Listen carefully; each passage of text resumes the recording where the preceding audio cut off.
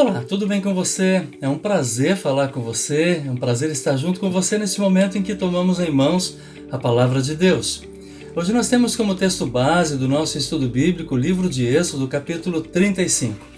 E como tudo aquilo que nós fazemos, nós queremos invocar a presença do nosso Deus, Deus Triuno, e o fazemos em nome do Pai, do Filho e do Espírito Santo.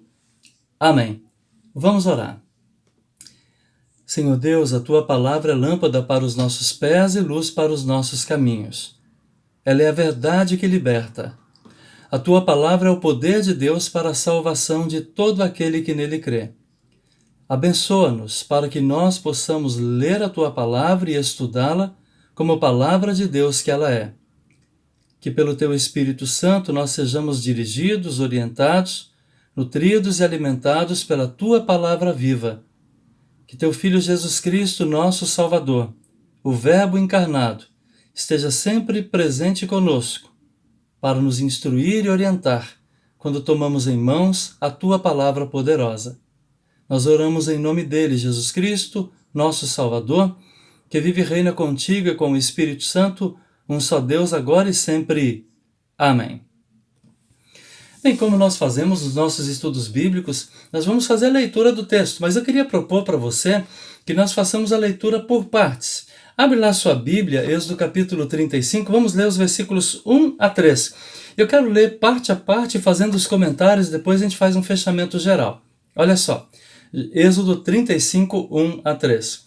Moisés convocou toda a congregação dos filhos de Israel e lhes disse: São estas as palavras que o Senhor ordenou que se cumprissem. 6 dias vocês trabalharão, mas o 7º dia será santo, o sábado do repouso solene ao Senhor. Quem nele trabalhar, morrerá. Não acendam fogo em nenhuma das suas moradas no dia de sábado. Interessante que o livro do Êxodo narra o grande ato salvador de Deus, libertando o seu povo da escravidão do Egito e conduzindo o seu povo à terra prometida. Então tudo aquilo que ele descreve está no fio vermelho, na linha dos atos salvadores de Deus, que aponta para o ato de salvação por excelência em Cristo Jesus. Interessante que o Senhor Deus tinha acabado de dar a lei, os 10 mandamentos a Moisés, e nesse encontro de Deus com Moisés, o rosto de Moisés resplandecia, ele ficava resplandecente, então Moisés teve que colocar um véu no seu rosto. Ele convoca a congregação dos filhos de Israel e passa a ensinar as palavras que Deus lhe havia dado. Olha só, o que é a pregação? O que é o ensino? São as palavras que Deus nos tem dado. Assim Moisés fazia, e assim os bons pregadores fazem ainda hoje. Ensinam somente a palavra que Deus lhes tem dado. Aqui Deus novamente chama o seu povo ao descanso do sábado. Nós aprendemos na Escritura Sagrada que este mandamento da guarda do sábado é sombra das coisas que haviam de vir, pois apontava para Cristo, o Senhor do sábado, que por sua morte e ressurreição nos faz ingressar no descanso eterno. Sempre que você lê da guarda do sábado na Escritura Sagrada, Deus está de antemão falando de Jesus, que iria cumprir toda a lei em nosso lugar e que iria, por sua morte e ressurreição, nos dar acesso ao descanso eterno dos céus. Vamos lá para a segunda parte. Eu quero ler com você os versículos 4 a 9. 4 a 9. Aqui Deus manda trazer ofertas para o tabernáculo. Olha só que descrição interessante.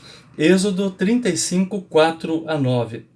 Moisés disse a toda a congregação dos filhos de Israel: Esta é a palavra que o Senhor ordenou, dizendo: Separem do que vocês têm uma oferta ao Senhor. Cada um, de coração disposto, voluntariamente trará oferta ao Senhor: ouro, prata, bronze, pano azul, púrpura, carmesim, linho fino, pelos de cabra, peles de carneiro tingidas de vermelho, peles finas, madeiras de acácia, azeite para a iluminação, especiarias para o óleo da unção e para o incenso aromático, pedras de ônix e pedras de engaste para a estola sacerdotal e para o peitoral. Veja só que descrição interessante. O assunto aqui é o assunto da oferta, que é sempre um tabu para muitos cristãos, não é? Muitas pessoas cristãs veem a oferta como uma obrigação, como uma lei imposta por Deus ao seu povo. Outros veem a oferta como uma opção do tipo, oferta quem quer, ou oferta quanto quiser. As escrituras sagradas sempre tratam da oferta à sombra dos atos de salvação de Deus para o seu povo em Cristo Jesus. Que interessante. Interessante, talvez você nunca tenha pensado nisso. O assunto da oferta cristã sempre está e é tratado na Bíblia à luz dos atos salvadores de Deus em Cristo. O cristão não pergunta se devo ofertar. Ele oferta de maneira alegre e livre. O cristão também não pergunta, devo dar o dízimo? Não, ele oferta o melhor do que pode ao Senhor, pois sabe dos grandes objetivos do ofertar do povo de Deus, que são a proclamação da palavra entre nós e no mundo e o auxílio àquelas pessoas que estão em necessidade. O cristão percebe que tudo que tem, seus bens, seus dons, tudo ele recebe de Deus e é um grande presente que Deus lhe dá. E Deus ainda concede a ele, filho de Deus, o povo de Deus, a mim e a você, o privilégio de ofertar.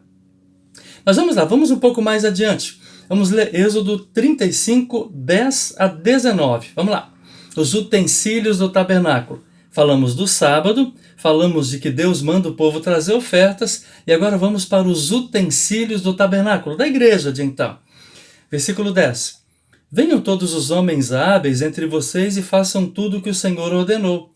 O tabernáculo com a sua tenda e a sua cobertura, seus ganchos, as suas tábuas, as suas vigas superiores, as suas colunas, as suas bases, a arca e os seus cabos, o propiciatório e o véu do cortinado, a mesa e os seus cabos, todos os seus utensílios e os pães da proposição, o candelabro da iluminação e os seus utensílios, as suas lâmpadas e o azeite para a iluminação, o altar do incenso e os seus cabos, o óleo da unção, o incenso aromático e o cortinado da porta à entrada do tabernáculo, o altar do holocausto e a sua grelha de bronze, os seus cabos e todos os seus utensílios, a bacia e o seu suporte, as cortinas do átrio, as suas colunas, as suas bases e o cortinado da porta do átrio, as estacas do tabernáculo, as estacas do átrio e as suas cordas, as vestes do ministério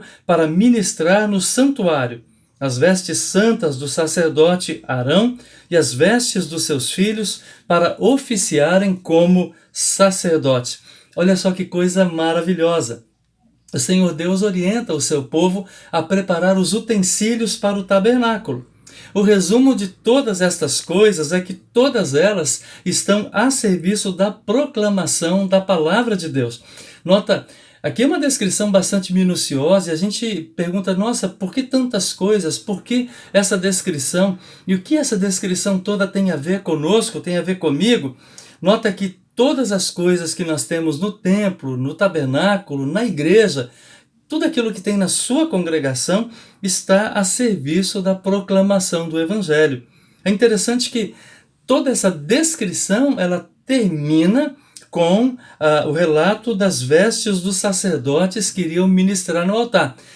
Na verdade, ela não termina, ela vai indo, não crescendo, vai indo crescendo até chegar ao ponto para falar do sacerdote que ministrava no altar. Eu queria convidar você a observar todos os utensílios da sua congregação.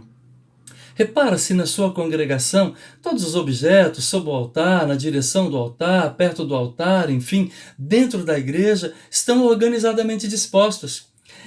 A nossa vista acaba cansando, a gente acaba não prestando atenção que muitas vezes o nosso templo, a igreja, a nossa congregação está entulhada de coisas e na maioria das vezes não são coisas legais, elas não estão organizadamente colocadas. Estão ali, alguém colocou, não se sabe a função. Seria interessante dar uma olhada com um olhar mais clínico, um olhar mais tranquilo, mais arejado, vamos dizer assim, né? Para ver se todas essas coisas estão organizadamente dispostas ali. E então ver se todas elas servem à proclamação do Evangelho. Eu convido você a discutir esse assunto com a sua congregação. Perceba o que precisa ser melhorado na sua congregação. Às vezes me passa a impressão que nós não somos tão cuidadosos com essas coisas, né? Principalmente com a região do altar. Quantas vezes já estive no altar e vi aquela região do altar, assim, algumas congregações por onde eu passei, fui convidado para pregar, enfim, com tanta coisa, tanta tralha, tanta coisa amontoada, né? O próprio templo com tanta coisa colocada de canto, colocada ali num lugar ali que de repente não seria o melhor, não seria o melhor. Então, olha com olho clínico aquilo que está na sua congregação. Eu queria pedir para você reparar no altar, nos paramentos do altar, nas vestes do seu pastor, na batina do seu pastor, na estola que o seu pastor usa, né? Percebe o que precisa ser melhorado. Lembre-se, estas coisas estão a serviço da proclamação da boa nova da salvação, ou melhor, deveriam estar a serviço da proclamação da boa nova da salvação. Todas elas, né? Você quer ver uma coisa que me incomoda, por exemplo? Algumas igrejas a pia batismal fica escondida num canto, né? Na pia batismal precisa estar bem à vista, muito bem à vista, porque ela está ali para nos transmitir um recado. E que recado é esse? O recado de que o nosso Deus nos salvou pelo lavar regenerador e renovador do Espírito Santo. E é por essa razão que nós temos ali a pia batismal. Nós temos diante de nós, ali no altar, o crucifixo, a cruz. Repara se está tudo limpinho, organizado, tudo certinho. As velas do altar, as flores, né? Normalmente se coloca em pedestais ao lado do altar. Aqui na minha congregação, o altar ele tem uma extensão assim que é própria para flores na sua lateral, né? Então, repara tudo isso. Normalmente no altar ali, nas cercanias do altar, estão o pessoal da música. Eu falo isso com muito carinho porque eu também sou dessa área, né? Mas muitas vezes tem muita tralha, muita coisa colocada ali que poderia não estar ali, né? Outra coisa que me preocupa muito, quando há a celebração da Santa Ceia, que tem em todo culto, né?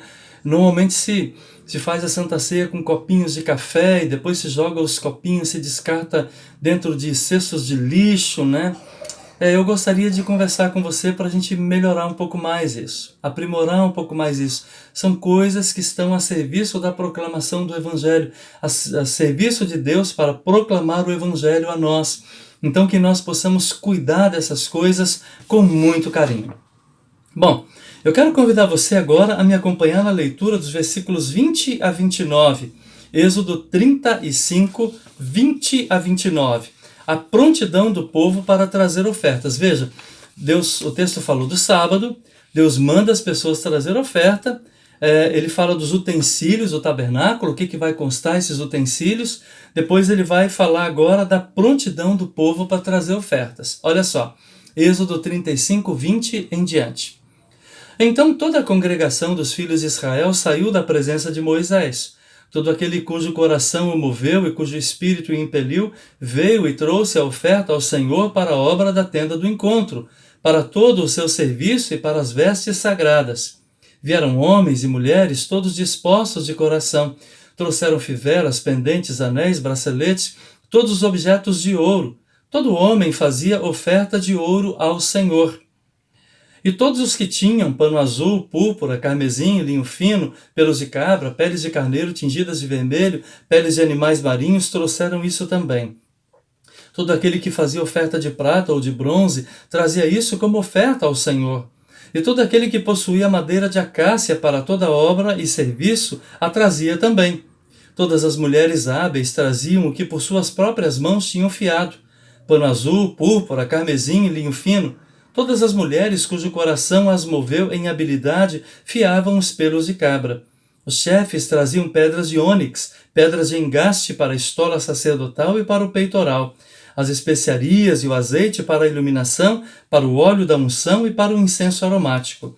Os filhos de Israel trouxeram oferta voluntária ao Senhor, a saber, todo homem e mulher cujo coração os dispôs para trazerem uma oferta para toda a obra que o Senhor havia ordenado que se fizesse por meio de Moisés. Então, veja só, Deus pede ofertas e o povo traz ofertas. É interessante que as ofertas vêm depois da pregação da palavra.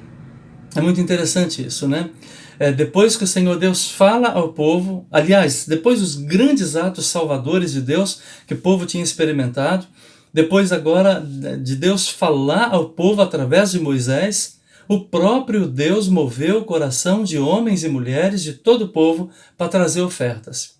Você percebe então que o assunto da oferta cristã diz respeito ao Senhor Deus? É Ele quem orienta, é Ele quem move corações, é Ele quem abençoa. Então a oferta não é um negócio de dinheiro meramente, mas é um negócio de Deus. É Deus quem motiva, é Deus quem fala, é Deus quem orienta, é Deus quem traz. Então o ofertar é muito mais do que meter a mão no bolso e tirar dinheiro. O ofertar é algo que Deus trabalha no coração do cristão. A sua oferta cristã é fruto daquilo que Deus fez por você, por graça dele, por misericórdia dele em Cristo Jesus. Eu queria convidar você a refletir se você é um membro ativo da sua congregação, se você está sempre lá. Também se você oferta de maneira regular, de maneira fiel e dedicada ao Senhor Deus. Não é o tesoureiro da sua congregação, ao Senhor Deus. Caso você não o faça, reflita à luz da palavra de Deus e peça ao Senhor Deus que fale ao seu coração, que motive o seu coração, a fim de que você possa ofertar da melhor maneira, com as melhores coisas que Ele, Deus, dá para você. A parte final, os versículos 30 a 35, Deus chama Bezalel e Aholiabe. Moisés disse aos filhos de Israel: eis que o Senhor chamou por nome Bezalel, filho de Uri, filho de Ur, da tribo de Judá, e o Espírito de Deus o encheu de habilidade, inteligência e conhecimento em todo artifício, para elaborar desenhos e trabalhar em ouro, prata e bronze, para lapidação de pedras de engaste, para o entalho de madeiras e para todo tipo de trabalho artesanal. Também lhe dispôs o coração para ensinar os outros, tanto a ele como a Aholiabe, filho de Aizamaque, da tribo de Dan. Encheu-os de habilidade para fazer toda a obra de mestre, até a mais engenhosa, e a do bordador, em pano azul, em púrpura, em carmesim, em linho fino, e a do tecelão. Sim, todo tipo de trabalho e a elaborar desenhos. Veja, o Senhor Deus, entre tantas bênçãos maravilhosas, Ele concede dons diferentes às pessoas para servir a Deus nas mais tarefas da igreja, as mais diversas tarefas da igreja. Lembra que todas as atividades da igreja, quer sejam as mais simples ou as mais elaboradas, todas elas estão a serviço da proclamação do Evangelho da salvação. Reflita em tudo aquilo que o Senhor Deus fez por você. Perceba o privilégio que Ele dá para você, o privilégio que você tem de ser uma pessoa cristã. Você recebeu a fé no seu batismo. Essa fé Ele a vem nutrindo na pregação da palavra e na Santa Ceia. Agora coloque os dons, talentos à disposição do Senhor Deus, para que mais pessoas conheçam o amor salvador de Deus em Cristo Jesus. Muitas vezes me passa a impressão que a Igreja de Cristo sofre de um grande mal, que é a síndrome da meia dúzia. Aquela meia dúzia que sempre faz tudo na igreja, como se diz popularmente, que carrega o piano. Isso porque há muitas pessoas que estão ali deitadas eternamente em berço esplêndido, que receberam igualmente dons de Deus, quem sabe até dons melhores do que aqueles daqueles que estão servindo, mas que não se colocam à disposição para servir. Que, motivado pela graça de Deus, você entregue toda a sua vida a Ele em resposta alegre e livre ao seu amor. Bem, chegamos ao final. Eu quero convidar você para que nós falemos com Deus em oração. Senhor Deus, o texto de Êxodo capítulo 35 é muito instrutivo para mim e para meus irmãos e irmãs na fé. Ajuda-me para que eu perceba o como, através destas palavras, Tu queres me envolver, informando-me e fazendo-me saber do Teu grande amor salvador em Cristo, dando-me o privilégio de trazer ao Teu altar as ofertas dos bens que Tu mesmo me deste, que eu possa ser instrumento Teu para colocar também à Tua disposição os dons, talentos e habilidades que Tu mesmo me concedeste, para a honra e glória do Teu nome, para o louvor do nome do Senhor e para a salvação de muitas pessoas. Eu oro em nome de Jesus. Amém. É isso, recebe a bênção do Senhor. O Senhor te abençoe e te guarde. O Senhor faça resplandecer o seu rosto sobre ti e tenha misericórdia de ti. O Senhor sobre ti levante o seu rosto e te dê a sua paz. Amém. Fique em paz, fique com Jesus. Amém.